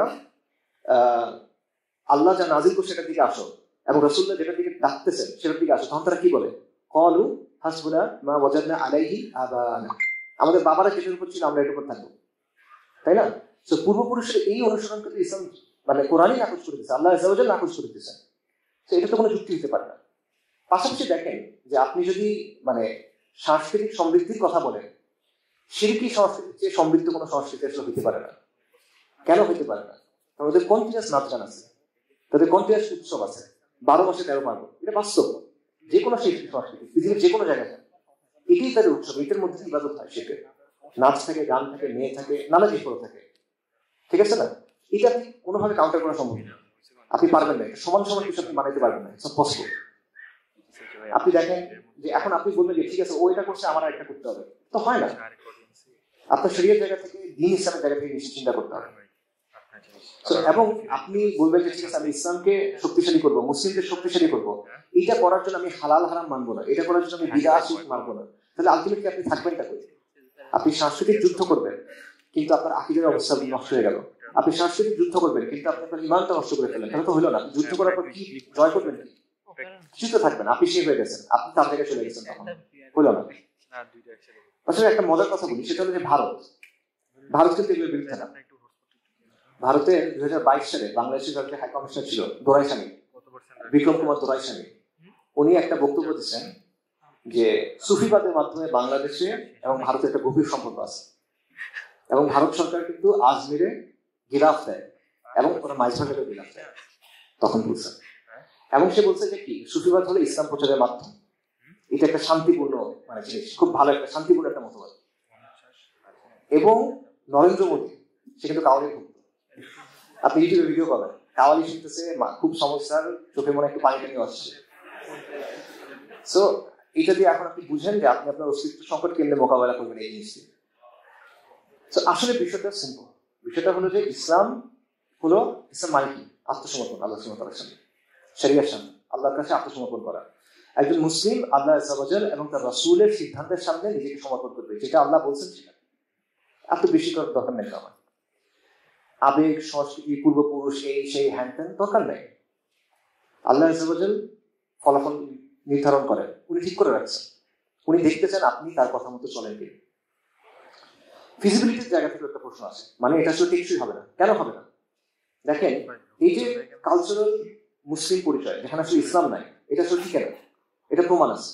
এটা প্রমাণ হলো যাদের কথা বললাম, কাজী মোতাহার হোসেন সাহেবদের কথা বললাম না, আপনি ছবি দেখেন, গুগল করেন, দেখে মনে হবে আলেম, মনে হবে আপনার দেখে, দাঁড়িয়ে আছে, টুপি আছে, সুন্দর চেহারা, কিন্তু আসলে তাদের পরবর্তী প্রজন্মের কি অবস্থা? তাদের হাত দিয়ে কিন্তু এই বাঙালি জাতীয়তাবাদ তৈরি হয়েছে, যেটা একদম কমিউনিজমের দিকে চলে গেছে, তাই না? এবং বাংলাদেশে এরকম অনেকের নাম বলা যায়। আমি এক জায়গায় বলতেছিলাম যে মুসলিম লীগ যারা করছে তাদের ছেলেদের কি অবস্থা? সব কমিউনিস্ট পার্টি, এই সেই হ্যান ত্যান এইসবের নেতা। বাপ করছে মুসলিম লীগ, ছেলে হলো যে বৈদ্যুতিক নগর, এটা বাস্তব। তো আলটিমেটলি আপনি যখন হালাল হারাম বাদ দিয়ে জাস্ট কালচারালি একটা মুসলিম পরিচয় ধরার চেষ্টা করবেন, এটা আসলে টিকে থাকে না। ইমান এভাবে হয় না আসলে। এখানে এইভাবে মানে আল্লাহর সাথে মানে নকল করা যায় না, শর্টকাট নেই, চিট কোড নেই আসলে এখানে। তো আপনি পূর্ণাঙ্গ জীবন বিধান হিসেবে ইসলামকে ধরেন, তখন আপনি থাকতে পারবেন, বাইরে আপনি পারবেন না আসলে। আরেকটা পয়েন্ট আছে, সেটা হলো যে বাংলাদেশি পরিচয়, বাঙালি বনাম বাংলাদেশি। অনেকে মনে করেন ঠিক আছে বাঙালি পরিচয়টা বাদ দিই, আমরা বাংলাদেশি হইলাম, এটাতে অনেক প্রবলেম মনে হয় সলভ করা যাচ্ছে। আমি মনে করি এখানে কোনো প্রবলেম সলভ হইতেছে না আসলে। কেন হচ্ছে না? প্রথম কারণ হলো যে বাংলাদেশি একটা জাতি রাষ্ট্র কেন্দ্রিক পরিচয়, মানে এটা 71-এর সাথে জড়ায় আছে। অর্থাৎ আবার আপনি 71-এ ফেরত যাচ্ছেন, খুব শ্যালো, হালকা, মানে একটা অগভীর একটা পরিচয় আপনার তৈরি হইল 53 বছর আগে। এর আগে কোনো পরিচয় নেই আপনার। আচ্ছা, আরেকটা প্রশ্ন হলো what is the idea of Bangladesh? What does it mean to be Bangladesh? এটাই তো ক্লিয়ার না। মানে বাংলাদেশটা আসলে কি? মানে একটা রাষ্ট্র, ঠিক আছে, এটা বুঝছি, একটা সীমানা আছে, মানচিত্র সেট, বাট এটার মানে ওই যে আত্মপরিচয় সংকট যে বলতেছিলাম, এটা স্পিরিটটা কি, এটা কালেক্টিভ অর্থটা কি, এটা প্রকল্পটা কি, এটাই তো ক্লিয়ার না। এটা ক্লিয়ার না দেখে তার আলোচনা করতে হচ্ছে। তো তার মানে তাহলে ওইটা দিয়ে আপনি কি সংজ্ঞায়িত করতেছেন? বাংলাদেশের আইডিয়াটাই তো ক্লিয়ার না। মানে বাংলাদেশকে পুঁজি করে যে পরিচয় তৈরি হবে সেটাও তো আনক্লিয়ার, এটাও সমাধান হইল না। পাশাপাশি জাতি গোষ্ঠীগত পরিচয় আর জাতীয়তা কিন্তু আলাদা জিনিস। একটা হলো এথনিক পরিচয়, একটা হলো ন্যাশনাল পরিচয়। এক্সাম্পল দেখেন, কেউ জাতি গোষ্ঠীগতভাবে কাচি কিন্তু তার ন্যাশনালিটি হলো বার্মিজ। কেউ জাতি গোষ্ঠীগতভাবে বদল, তার ন্যাশনালিটি হলো ভারতীয়। কেউ গোত্রীয়ভাবে মনে করেন কোরাইশি, তামিমি, খাজরাজি, কিন্তু জাতীয়তা হলো কি জর্ডানি, কুয়েতি, সাউদি। এটা কিন্তু আলাদা জিনিস। এই জিনিসটা কিন্তু অনেক সময় সাংঘাতিক হয়ে গেল। এটা উদাহরণ আছে, আমি কুর্দিদের কথা ধরেন। কুর্দিরা 3টা দেশের মধ্যে ভাগ হয়ে আছে, ইরাক, সিরিয়া, তুরস্ক। তো ওরা বলে তুমি ইরাকে হয়ে যাও, ওরা বলে তুমি সিরিয়া শামি হয়ে যাও, ওরা বলে তুমি তুর্ক হয়ে যাও, কিন্তু তুমি তো পারবা না এটা। বরং ওরা এখন আলাদা হতে চায়, এবং ওখানেও কমিউনিস্টরা খুব গালে বসে। ভারতের 7 সিস্টার্সের কথা দেখেন, সেম। এগুলোর জন্য কিন্তু তাদের মধ্যে বারবার দশকের পর দশক সমস্যা হচ্ছে। এবং পাকিস্তান আফগানিস্তানের কথা চিন্তা করেন, ডুরাল লাইনের 2 দিকে আফগান গোত্র আছে, পশতুন গোত্র আছে। তারা কিন্তু বলে না যে আমি পাকিস্তানি আর আমি আফগান, ওরা বলে আমি পশতুন। পশতুনটা হলো তার জাতি গোষ্ঠীগত পরিচয়। পাকিস্তান, আফগানিস্তান এগুলো হলো ন্যাশনালিটি। আমার নিজের কথা বলছি, আমার দাদার কথা বলি। আমার দাদা মারা গেছেন 1994 সালে, রাহিমাহুল্লাহ। আঞ্চলিকভাবে উনি চট্টগ্রামের মানুষ, বংশীয়ভাবে সৈয়দ বংশ। কিন্তু ওনার জাতীয়তা কি? 1920 সালে ওনার জাতীয়তা কি ছিল? 1960 জাতীয়তা কি? 1990 জাতীয়তা কি? একটা মাসে পরিচয় করার চেঞ্জ হয়। একটা দেশ ছিল যুগোস্লাভিয়া, 1918 সালে তৈরি হয়েছে, 1992 সালে ভেঙে গেছে। তো ওই দেশের পরিচয় করার চেঞ্জ হয়েছে। কারণ 1915 সালে জন্ম, 1995 মৃত্যু, তার পরিচয় করার চেঞ্জ হলো। এটা কেমন আসলে? মনে করেন ইভেন আমাদের খিলাফার সময়ের কথা চিন্তা করেন, উমাইয়াদের খিলাফা ছিল, আব্বাসীদের খিলাফা ছিল, উসমানীরা তারপর আসছে। তো উমাইয়া থেকে যখন আব্বাসীরা আসছে, কারো পরিচয় কি চেঞ্জ হয়েছে? না, তার পরিচয় 2টা, সে মুসলিম আর গোত্রীয় একটা পরিচয় তার ছিল, সে কোরাইশি বা ওরেবার, সে একটা তামিমি, ওরেবার এটসেট্রা। এগুলো তো চেঞ্জ হয় না। তার বায়াত চেঞ্জ হয়েছে কিন্তু তার পরিচয় চেঞ্জ হয় না। রাজনীতির সাথে তার পরিচয় কিন্তু চেঞ্জ হয় না, কিন্তু এখানে কিন্তু চেঞ্জ হবে। আপনার আমরা চোখের সামনে এগুলো করতেছে। পাশাপাশি এই জাতি রাষ্ট্রের সাথে পরিচয় যে ধারণাটা জড়ায় দেওয়া, জাতি রাষ্ট্রই চূড়ান্ত কর্তৃপক্ষ, তার প্রতি সবচেয়ে বেশি আনুগত্য থাকতে হবে এবং এটাই পরিচয়ের ভিত্তি হতে হবে। এর সাথে ইসলামের একটা সমস্যা আছে, বড় ধরনের সমস্যা আছে। ঠিক আছে? কারণ আধুনিক জাতি রাষ্ট্রে রাষ্ট্রকে সবকিছুর উপরে রাখা হয়, সবকিছুর উপরে। সবচেয়ে বেশি আনুগত্য রাষ্ট্রের প্রতি, সবচেয়ে বেশি পবিত্র রাষ্ট্র এবং সবচেয়ে বেশি কর্তৃত্ব রাষ্ট্রের, এটা সব। এবং যে কাজ অন্য ক্ষেত্রে বৈধ না, এটা রাষ্ট্রের জন্য বৈধ। চিন্তা করেন, আপনি পরিবারের জন্য কাউকে খুন করতে পারবেন, এটা অপরাধ। বংশের জন্য পারবেন না, অঞ্চলের জন্য পারবেন না, গোত্রের জন্য পারবেন না, মতাদর্শের জন্য র্যাডিক্যাল, ইসলামের জন্য জঙ্গি। আচ্ছা, রাষ্ট্রের জন্য দেশপ্রেমী, বিক্রম, তাই? তার মানে সে বুঝতে দেয় তখন আপনাকে চূড়ান্ত আনুগত্য কার প্রতি? রাষ্ট্রের প্রতি, দেশ ও জাতির প্রতি। তো এই জিনিসের সাথে ইসলামের মূল যে একটা দ্বন্দ্ব আছে। আঞ্চলিক পরিচয়, বংশীয় পরিচয়, এগুলা উম্মার মধ্যে ছিল 1300 বছর, কোনো সমস্যা হয়নি, কোনো প্রবলেম হয়নি এখানে। কিন্তু যখনই আপনি জাতীয়তাবাদ করতেছেন, জাতি রাষ্ট্র কেন্দ্রিক যে পরিচয়, তখনই প্রবলেম তৈরি হচ্ছে। এবং এটা উম্মার বর্তমান সমস্যা, বড় একটা সমস্যা। আচ্ছা, সামারিটা হলো যে বাংলাদেশি কেন্দ্রিক যে রাষ্ট্র, এটি আসলে মানে পরিচয়, বাংলাদেশি পরিচয়, এটা আসলে সলিউশন আপনাকে দিতে পারতেছে না। কেন? প্রথমত, এটা একটা শ্যালো পরিচয়, এটা 1971 পেছনে যেতে পারতেছে না। দ্বিতীয়ত, বাংলাদেশ আসলে কি এবং বাংলাদেশকে কেন্দ্র করে যে পরিচয়, এটা অর্থই বাকি, এটাও ক্লিয়ার না। তৃতীয়ত, জাতি রাষ্ট্রের যে ধারণা, সবকিছুর উপরে রাষ্ট্র, সবার উপরে রাষ্ট্র সত্য, তাহার উপর নাই, এই জিনিসের সাথে ইসলামের মৌলিক সংঘর্ষ বিদ্যমান। আচ্ছা, তাহলে সমাধানটা কি? বিকল্প পরিচয়টা কি হতে পারে? সমাধানটা আমি বুঝতে করি, আমাদের আত্মপরিচয়ের সমাধান একটাই, সেটা হলো ইসলামকে আঁকড়ায় ধরা, মুসলিম পরিচয়কে আঁকড়ায় ধরা। আপনি চিন্তা করেন, হিন্দুত্ব থেকে উঠে আসা যে বাঙালি পরিচয়, এটার মোকাবিলা আপনি কি দিয়ে করবেন? ইসলাম দিয়ে। আপনি সেকুলার লিবারেল আইডিওলজির মোকাবিলা করতে চান, আপনি কোন আদর্শ আছে যেটা মোকাবিলা করতে পারবেন? ইসলাম দিয়ে। আপনি একটা সাস্টেইনেবল আত্মপরিচয় তৈরি করতে চান, টেকসই, যেটা 100 বছর টিকে থাকবে, 1000 বছর টিকে থাকবে, এটা কোন জিনিস দিয়ে পারবেন? ইসলাম দিয়ে। আপনার সামনে এক্সিস্টেন্সিয়াল থ্রেট আছে, আরএসএস আছে, হিন্দুত্ববাদ আছে, সম্প্রসারণবাদী আছে, কুকিচিন আছে, অমুক আছে, তুমুক আছে, কি দিয়ে আপনি তার সাথে মোকাবেলা করবেন? ইসলাম দিয়ে। এবং এই পরিচয়টা আঁকড়ে ধরে তো বারবার আপনার পূর্বপুরুষরা ইংরেজের বিরুদ্ধে উঠে দাঁড়াইছে। বালাকোট থেকে বারাসাত কি নিয়ে উঠে দাঁড়াইছে? ইসলাম নিয়ে। শামেলি থেকে সিত্তানা কে নিয়ে উঠে দাঁড়াইছে? ইসলাম নিয়ে। তিতুমির থেকে শরিয়তুল্লাহ কি নিয়ে দাঁড়াইছে? লা ইলাহা ইল্লাল্লাহ, এটা নিয়ে বারবার। এবং ইসলাম এবং এই পরিচয়টা নিয়ে আরবের একটা কোণা থেকে বের হয়ে সাহাবায়ে কেরাম অর্ধেক বিশ্বের উপর কর্তৃত্ব পাইছেন। কায়েম করেনি, পাইছেন, আল্লাহ দিয়েছেন তাদেরকে এটার কারণে। সো আত্মপরিচয় হিসেবে ইসলামকে আঁকড়ে ধরা, এটা ছাড়া আমি মনে করি আর কোনো সলিউশন আসলে নাই আমাদের জন্য। এটা যখন আমরা বলি তখন একটা প্রশ্ন আছে, কয়েকটা প্রশ্ন আছে। একটা প্রশ্ন হলো যে তাহলে লোকাল বাঙালি পরিচয় কি হবে? আরেকটা প্রশ্ন আসবে যে এভাবে কি একটা পরিচয় জাস্ট গ্রহণ করা যায় কিনা? আরেকটা প্রশ্ন আসতে পারে যে অন্য ধর্মের যারা আছে তাদের কি হবে? তারা তো মুসলিম ভিতরে, আপনি জোর করে তাদের মুসলিম বানাইতে যাচ্ছে, এরকম কিছু। এই প্রশ্নগুলো আসলে ওইভাবে কোনো প্রবলেমেটিক ইস্যু আসলে না। কেন না? সেটা হলো প্রথম প্রশ্নের কথা চিন্তা করেন যে লোকাল বাঙালি পরিচয় কি হবে। এই প্রশ্ন উত্তর আমরা অলরেডি দিয়ে দিচ্ছি। ইসলাম দীনুল ফিতরা, যেটা সাথে সাংস্কৃতিক এটা আপনি গ্রহণ করেন, কোনো প্রবলেম নেই। ভাষাভিত্তিক বাঙালি পরিচয়, অঞ্চলভিত্তিক বাঙালি পরিচয়, জাতি গোষ্ঠীগত বাঙালি পরিচয় গ্রহণ করেন, নো প্রবলেম। শরিয়ার সীমার মধ্যে বৈচিত্র্যের সুযোগ ইসলামে আছে। ফিকহের ক্ষেত্রে উর্ফের ব্যাপারে উর্ফকে গ্রহণ করা হয়, উর্ফকে আমলে নেওয়া হয়। কাজে আপনাকে আরব হয়ে যেতে এটা কিন্তু বলে নাই, আপনি আরব হয়ে না, কোনো সমস্যা নেই।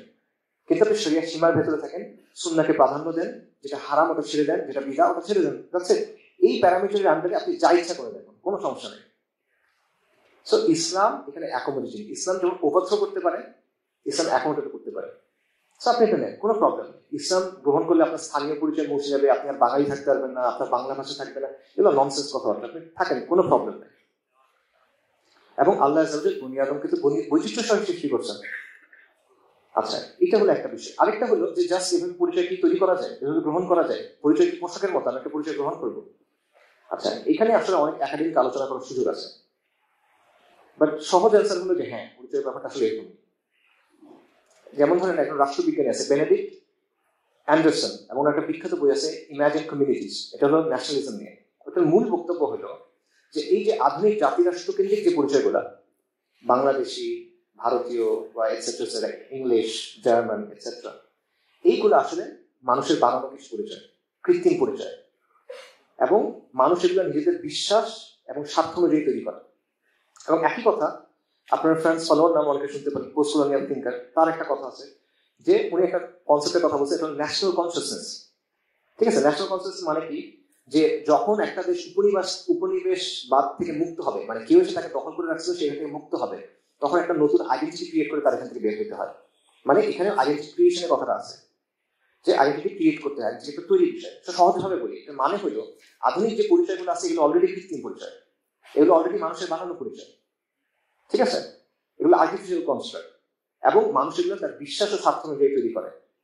এবং এই যে পরিচয় নির্মাণের যে প্রক্রিয়া, এটা কখনো নিরপেক্ষ হয় না। এখানে স্বার্থের একটা ভূমিকা থাকে, এখানে রাজনৈতিক হিসাব নিকাশ থাকে, এখানে সমাজের একটা ভূমিকা থাকে, অর্থনৈতিক থাকে, এরকম অনেক কিছু থাকে। এবং এটা সোশিওলজিতে, অ্যানথ্রোপলজিতে এটা একসেপ্টেড কথা, এটা আমার কথা না, একাডেমিতে একসেপ্টেড কথা।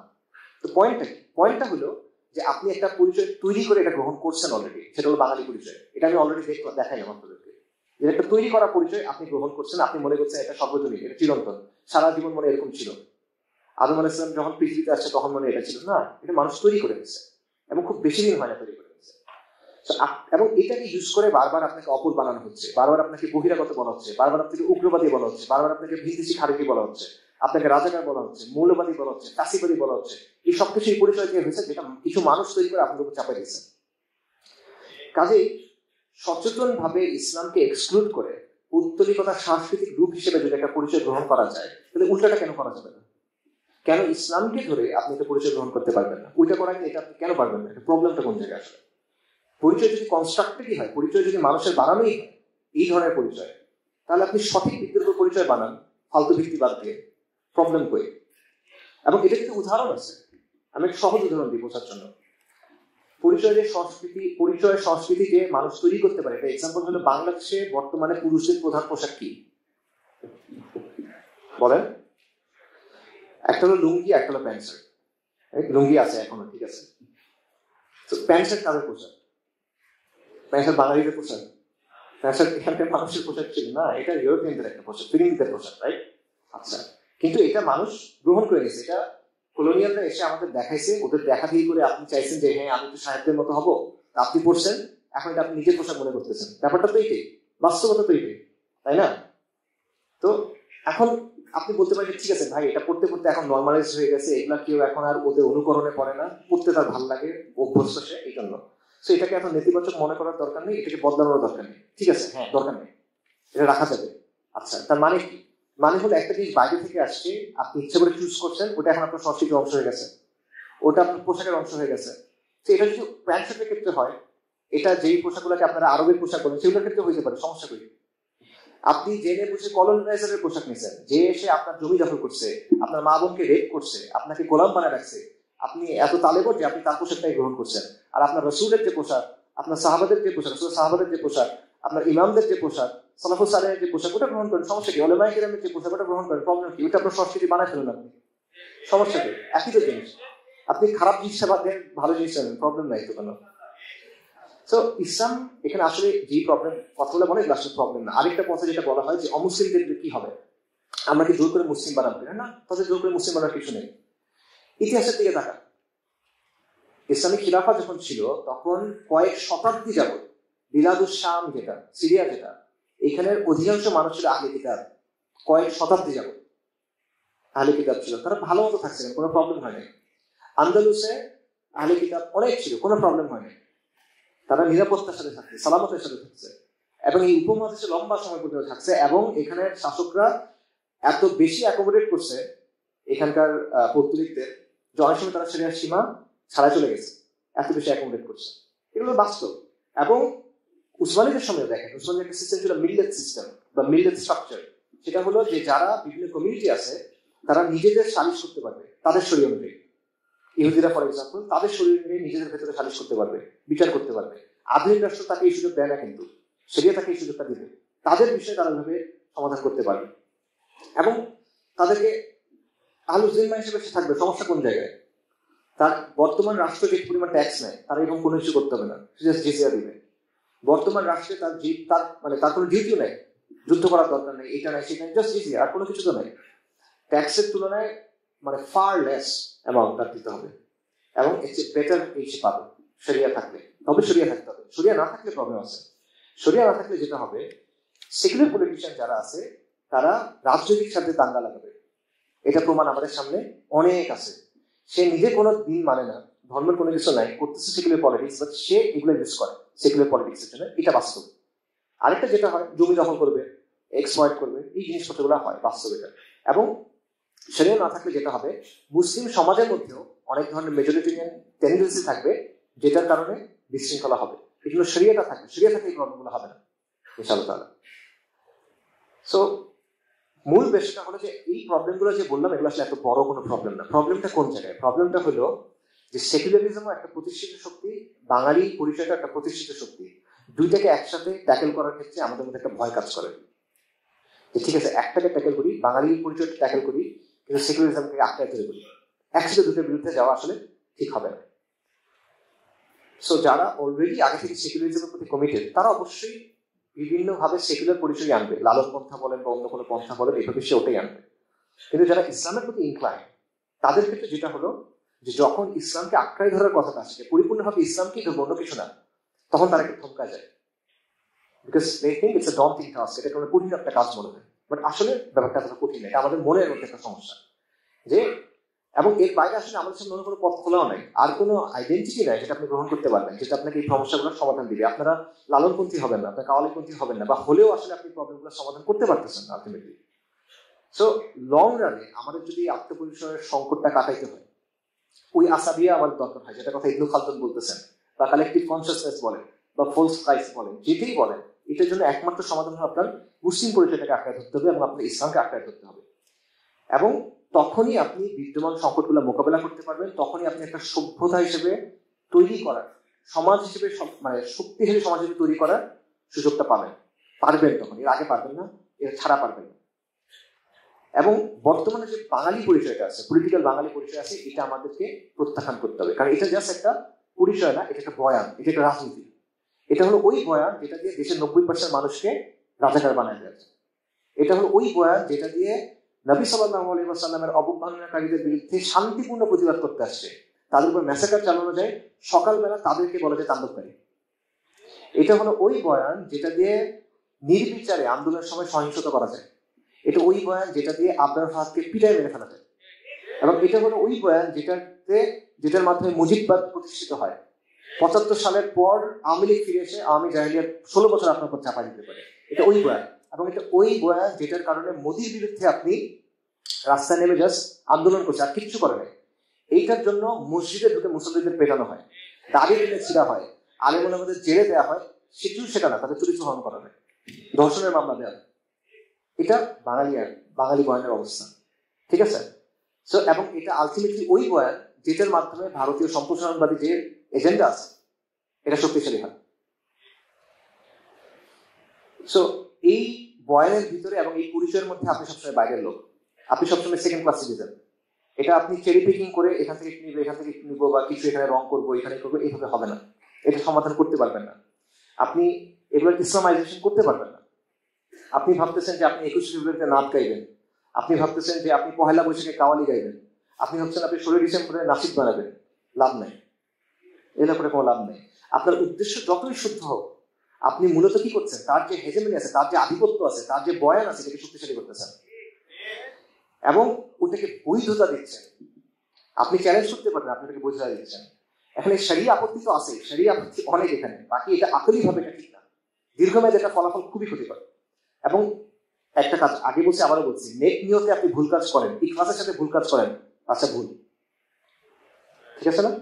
সো আত্মপরিচয়ের বিকল্প একটা বয়ান যদি আপনি তৈরি করতে চান, এটা আপনার করতে হবে তার নিয়ন্ত্রণ থেকে বাইরে হয়ে, তার জমি থেকে বাইরে এটা করতে হবে, তাকে চ্যালেঞ্জ করে এটা করতে হবে, তার সাথে মানে হ্যান্ডশেক করতে করতে আপনি পারবেন না। এটা দ্বন্দ্ব, এটা আদর্শিক দ্বন্দ্ব, এটা একটা লড়াই এটা। এবং প্রতিপক্ষের আধিপত্যকে যদি আপনি চ্যালেঞ্জ করতে চান, তাহলে এই বাঙালি এবং বাঙালিত্বের যে ধারণা, এটাকে প্রত্যাখ্যান করতে হবে, যদি কিন্তু ছাড়া ফুল অন করতে হবে। তা না হলে আপনি এটা করতে পারবেন না। আপনি যদি খেলেন, আপনি কেন খেলবেন? জিতার জন্য খেলবেন না ড্র করার জন্য খেলবেন? নাকি সম্মানজনক পরাজয়ের জন্য খেলবেন? মানুষ মানে সম্মানজনক পরাজয়ের জন্য খেলবেন কিনা, এটা হলো সম্মানজনক পরাজয়ের জন্য খেলা, ইসলামাইজ করার চেষ্টাটা। দেখেন, ফিরিঙ্গি আপনার সাথে মাতবুরি কখন করবে? যখন আপনি তার বাসায় গিয়ে স্পুন আর ফর্ক দিয়ে খাওয়ার চেষ্টা করছেন, কাঁটা চামচ আর এই চামচে খাওয়ার চেষ্টা করছেন, যখন আপনি তার মধ্যে টাই করার চেষ্টা করতেছেন, তার মধ্যে স্যুপ বানানোর চেষ্টা করছেন, তখন সে আপনার সাথে মাতবুরি করবে, ঠিক আছে? আপনি তার অনুকরণ করার চেষ্টা করতেছেন, তার কাছ থেকে অ্যাপ্রুভাল চাচ্ছেন, জাতীয়ত্ব চাচ্ছেন, তখন সে আপনাকে নাচাইতে পারবে। কারণ প্রতিপক্ষের অনুমোদন চাওয়া মানে প্রতিপক্ষকে শক্তিশালী করা, প্রতিপক্ষের মাপকাঠিকে প্রত্যাখ্যান করা মানে তাকে চ্যালেঞ্জ করা, তার ন্যারেটিভটা, তার ফ্রেমটা আপনি চ্যালেঞ্জ করতে হবে। তখন তার শক্তি সে সরাই নিচ্ছেন, তখন আপনাকে বলার কিছু নেই, এই তুমি লুঙ্গি পরে আসছো কেন, তুমি স্যুট পরে আসছো কেন, এটা আমার পোশাক, সমস্যা করি, ঠিক আছে? তো এই মাতবরের সুযোগটা তার কাছ থেকে সরাই দিতে হবে। এই বাঙালি সংস্কৃতির জমিদার যারা আছে, এদের কাছ থেকে জিনিসটা সরাই নিতে হবে। তাকে অনুমোদন দেওয়ার দরকার নেই, তার কাছে নমনম হওয়ার দরকার নেই, এখান থেকে বের হয়ে আসতে হবে আপনার। এবং এই জন্য যেটা করতে হবে যে মুসলিম পরিচয়টা আঁকড়ায় ধরতে হবে এবং ইসলামটাকে প্রপারলি আঁকড়ায় ধরতে হবে। এটার বাইরে আসলে আলটিমেটলি এই আত্মপরিচয় সংকট সমাধানের কোনো ওয়ে আমি দেখি না। ফাইনাল কথা বলি, সেটা হলো যে দেখেন, বাংলা আমাদের ভাষা, এটা আমাদের মাটি, এই জমিনটা আমাদের, এই জবানটা আমাদের, এটা নিয়ে আমাদের মধ্যে কোনো হীনমন্যতা নাই, এটা নিয়ে আমাদের মধ্যে বিন্দুমাত্র হীনমন্যতা নাই। আমরা এই জমিনের সন্তান, এখানে আমাদের ইতিহাস আছে, এখানে আমাদের নারী লেগে আছে, এখানে আমাদের অতীত বর্তমান ভবিষ্যৎ লেগে আছে। কিন্তু এটাকে আমি যে ভালোবাসি, এটার প্রমাণটা আমি কোনো জমিদারকে গিয়ে দিব না, তার কাছে গিয়ে এটা প্রমাণ দেওয়ার আমার কোনো প্রয়োজন নাই। এবং আমরা এটা বুঝতে হবে যে এই ভূখণ্ডের অস্তিত্ব বলেন, বা আপনি আপনার ইমান বলেন, বা আপনি আপনার ভবিষ্যৎ বলেন, আপনার সমাজকে বলেন, এটাকে যদি আপনি টিকায় রাখতে চান, তাহলে আপনার এই বাঙালিত্বের যে বয়ান, বাঙালি জাতীয়তাবাদের যে বয়ান, বাঙালি আনার যে পরিচয়, এটাকে আপনার যদি কিন্তু ছাড়া প্রত্যাখ্যান করতে হবে। গাজী ইমাদুদ্দিনের উত্তরসূরিরা এখনো পৃথিবীতে আছে, ঠিক আছে? আর বাঙালি পরিচয় নিয়ে আছে, আমরাই তো আছি এখানে, তাই না? তো আপনার প্রয়োজন নাই তাদের কাছে গিয়ে মাথা নিচু করে তার কাছ থেকে অ্যাপ্রুভাল নেন। এই মাটিটা নিয়েও আমরা গর্বিত, এটার ইতিহাসটা নিয়েও গর্বিত, এই পরিচয় নিয়েও আমরা গর্বিত, এটা কোনোটা আমরা ছাড়ার কথা বলতেছি না। কিন্তু যদি আপনি আমার সামনে এইভাবে জিনিসটা প্রেজেন্ট করেন যে তুমি হয় বাঙালি হবা অথবা তুমি ইসলামের জিনিসটা ছাড়বা, আপনি যদি আমার এই বাঙালিকে আল্লাহর সামনে দাঁড় করাতে চান, আমি প্রতিবার কোনটা গ্রহণ করবো? ইসলামকে গ্রহণ করবো। আপনি যদি এই পরিচয়কে, এই সংস্কৃতিকে, এই ভাষাকে আপনি এইভাবে নিয়ে আসেন যে এটা অথবা ওটা, আমি কোনটা গ্রহণ করবো? ইসলাম গ্রহণ করবো। আপনি যদি আমার দিনকে বাদ দেওয়ার কথা বলেন, তাহলে আমি কোনটা গ্রহণ করবো? আমার দিন আমি গ্রহণ করবো। দিল্লি না ঢাকা? ঢাকা। কলকাতা না বাংলা? বাংলা। লালন না শাহজাহান? বাঙালি নাকি মুসলিম? আল্লাহুম্মা মাসুল মুজাহিদিন ফি ফিলিস্তিন, আল্লাহুম্মা মাসুল মুজাহিদিন ফি গাজা, আল্লাহুম্মা জুদনি শাহাদাতান ফি সাবিলিক। আসসালামু আলাইকুম ওয়া রাহমাতুল্লাহ।